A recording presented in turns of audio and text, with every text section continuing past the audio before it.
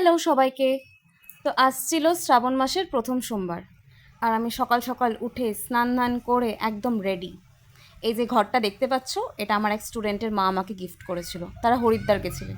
আর এই ফুলগুলো যে দেখতে পাচ্ছ, এগুলো কালকে কুড়ি হয়েছিল। তো আমি রাতে জলের মধ্যে দিয়ে রেখেছিলাম, সকালবেলা দেখলাম সুন্দর ফুটে গেছে। শিব ঠাকুরের চন্দন খুব পছন্দ, তাই আজ আমি তার পছন্দের সমস্ত জিনিস রেডি রেখেছিলাম ওনাকে অর্পণ করার জন্য। আর এটা হচ্ছে অষ্টগন্ধা। এটা আমি আগে কোনোদিন ব্যবহার করিনি, এই প্রথম নিয়ে এসেছি। শিব ঠাকুরের পছন্দের তিলকের মধ্যে এই অষ্টগন্ধা তিলকটাও একটি। রঙটা হচ্ছে কাঁচা হলুদ। তো ফার্স্টে আমি ভেবেছিলাম ভিডিও করব, তারপর ভিডিও করতে করতে দেখলাম অনেকটা টাইম লেগে যাচ্ছে আর আমার থেকে একটু ভুল ভালো হয়ে যাচ্ছে, সেই জন্য আমি ভিডিও করা ছেড়ে দিয়েছিলাম। তোমরা এখন ভিডিওটা যে দেখছো যে পোর্শন থেকে, তো তার আগে আমার ঘি আর মধু দিয়ে অভিষেক করা হয়ে গেছে। তো ভিডিও করার কোনো প্ল্যান ছিল না, হাজব্যান্ড রুমে বসেছিল, তো ওকে বললাম এসে বসো এখানে। তো বসেই যখন ছিল তো বললাম ভিডিও একটু করো, আমি যখন পরে ফ্রি হব তখন দেখবো। তাই প্ল্যান যখন ছিল না, সেই জন্য প্রথমের মোমেন্টগুলো রেকর্ড করা হয়নি। তো এখানে আমি দই দিলাম, ঘি, মধু, দই, চিনি আর দুধ, এই পাঁচটা জিনিস দিয়ে পঞ্চামৃত বানিয়ে অভিষেক করতে হয়। তো এটা একসাথেও করা যায় আর আলাদা আলাদা করেও করা যায়। তো আমি যখন প্রথম বসাচ্ছি সেই জন্য ভাবলাম আলাদা আলাদা করেই করি। পুজোর কিন্তু প্রচুর নিয়ম থাকে, সেটা যে কোনো পুজোরই হতে পারে, কিন্তু শিব ঠাকুর এমন একজন ভগবান, তুমি মন পরিষ্কার করে এক ঘট যদি জলও দাও, উনি সেটাতেই প্রসন্ন হয়ে যান। আমি আজ অবধি যতটা নিয়ম জানি বা জেনেছি, সমস্ত কিছু সোশ্যাল মিডিয়া থেকে আর নিজেদের পরিচিতদের থেকে। তো তারা তো তাই বলেছেন, অত যদি নিয়ম করতে না পারো, মন পরিষ্কার রেখে তুমি যদি এক ঘট জল দাও, তাহলে তিনি সেটাতেই প্রসন্ন হয়ে যাবেন।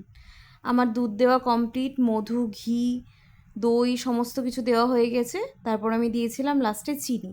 এই যে পাথরের বাটিটা দেখছো, তো এর মধ্যেই আমি শিব ঠাকুর আর নন্দী মহারাজকে একসাথে বসাবো। আর আমি সব নিয়ম জানি পুজোর সেটা কিন্তু না, যতটুকু শুনেছি জেনেছি সেই হিসেবেই আমি করছি।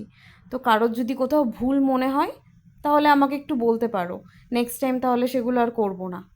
শিব পুজোর জন্য মেহেন্দি পরার আমার এত এক্সাইটমেন্ট ছিল যে সকালে উঠে আমি তেমন কোনো কাজই করিনি, যদি আমার হাত থেকে মেহেন্দির গন্ধ চলে যায়।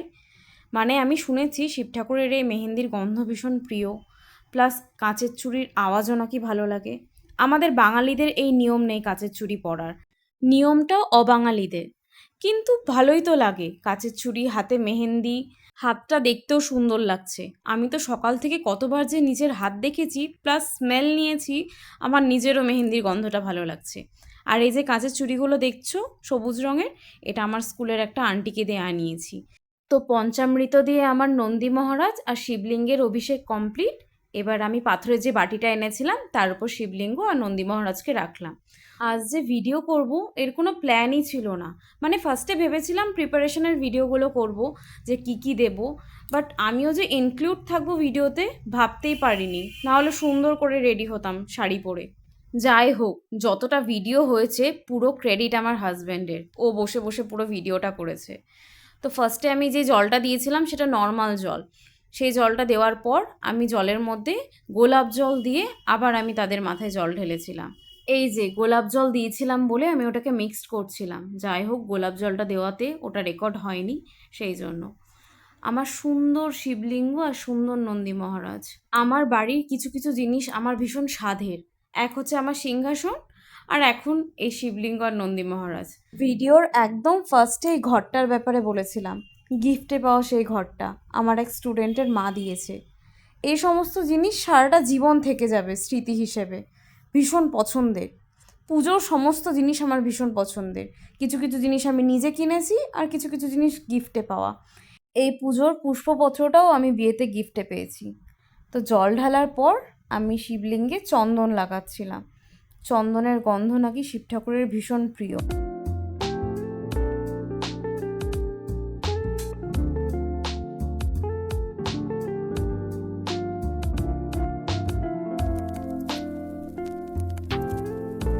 চন্দনের পর আমি অষ্টগন্ধা তিলক দিয়ে সাজাচ্ছিলাম, কিন্তু ঘি, দই এই সমস্ত তৈলাক্ত জিনিস দিয়ে আজকে স্নান করানোর পর ঠিকমতো অষ্টগন্ধা তিলকটা লাগছিল না। তাই আমি ভেবেছি নেক্সট সোমবার যখন আমি পুজো দেব তখন অষ্টগন্ধা তিলক দিয়ে সুন্দর করে সাজাবো। আর যদি পসিবল হয় তাহলে রেকর্ড করে তোমাদের সাথে শেয়ার করব। আজ পুজো দিতে অনেকটা টাইম লেগেছে, মানে ফার্স্টে অ্যারেঞ্জমেন্ট, তারপর পুজো। সকালে আজকে আমি 5:30টায় উঠেছি ঘুম থেকে। আর আমার হাত দুটো দেখতে এত সুন্দর লাগছে যে আমি নিজেই নিজের হাতের প্রেমে পড়ে গেছি। স্নেহা এত সুন্দর মেহেন্দি পরায়, আর ওর মেহেন্দির কালারও খুব ভালো হয়। আজকে পুজোর পর যখন আমি স্কুলে গেছিলাম সবাই আমার হাত দেখছিল, যেমন কালার হয়েছে তেমন ডিজাইনটাও সুন্দর। আচ্ছা, তুলসী গাছের ওপরে যে পলিথিনের প্যাকেটটা দেখছো ওটার মধ্যে কিন্তু মাটি রাখা আছে। আসলে তুলসী গাছে আমি মাঝে মাঝে মাটি দিই, তো মাটিটা এদিক ওদিক কোথায় রাখবো, তো গাছের ওপরেই আমি ওখানে বেঁধে রেখে দিয়েছি।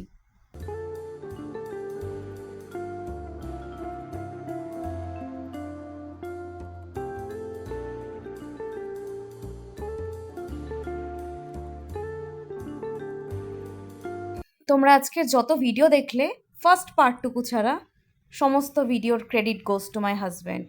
বেচারা বসে বসে সুন্দর ভিডিও করে দিয়েছে আর বলেছে ওর দিন দিন স্কিলস বাড়ছে ভিডিওর। যাক, আমার উপরই অ্যাপ্লাই করুক। কালকে যে মেহেন্দি পরেছিলাম সেটা সুন্দর কালার এসেছে, তাই ভাবলাম এর মধ্যে অ্যাটাচ করে দিই। তো আজকের জন্য টাটা।